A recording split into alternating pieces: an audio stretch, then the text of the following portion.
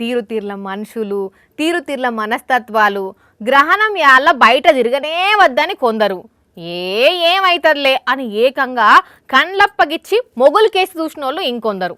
మొత్తానికైతే చంద్రగ్రహణం అయితే ఓడిచింది. మరిగా గ్రహణం ఎట్లా గడిచిందో మనం కూడా చూద్దాం పాండ్రి. వారేవా, ఎవరు పట్టుకోకుండా ముట్టుకోకుండా ఎట్లా నిల్సున్నదో చూడుండ్రి రోకలి దానికదే. గ్రహణం ఇడిచినాక గురుత్వాకర్షణ శక్తిల మార్పొచ్చి గప్పుడు అడ్డం పడుతుందట. అప్పటిదాకా గిట్లనే ఉంటదట. శాన ఊళ్ళల్లా గ్రహణం నాడు దేవుణ్ణి తలుసుకుంటా ఇంట్లో రాగి తాంబాలంలా పసుపు కుంకుమలేసి నీళ్లు పోసి నిలబెడతారు ఇట్లా రోకల్ని. అట్లా కాకినాడ కిర్లంపూడి రమణయ్యపేటలో నిలబెట్టిన రోకలిది. ఇలా మధ్యాహ్నం 3 దాటినాక శాలైన చంద్రగ్రహణం చీకటి వడంగా 8 గొట్టయాళ్ళ ఇడిచింది.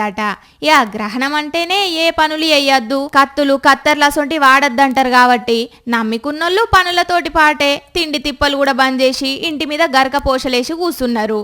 గ్రహణం ఇడవంగానే అప్పటిదాకా బంద్ చేసిన గుళ్ళల్లా సంప్రోక్షణ చేసిండ్రు. అన్ని పట్టించుకునే జనాలు నీట్కంగా ఇల్లు గడిగి పూజలు చేసుకుంటే, పట్టించుకోనోళ్ళేమో సూర్యగ్రహణం అంటే డైరెక్ట్ చూస్తే కళ్ళకు తిప్పల గాని చంద్రగ్రహణాన్ని చూస్తే ఏం కాదట అనుకుంటా మొగులకే ముఖం పెట్టి చంద్రుడు ఎట్లా కనిపిస్తున్నాడా అని చూసుకుంటా కూసున్నారట. ఎవల నమ్మికలు ఆల్లయ్య గాని మరి మీరెన్నడన్నా గ్రహణం యాళ్ళ గిట్లా రోకల్ని నిలబెట్టి చూసిండ్రానుల్లా?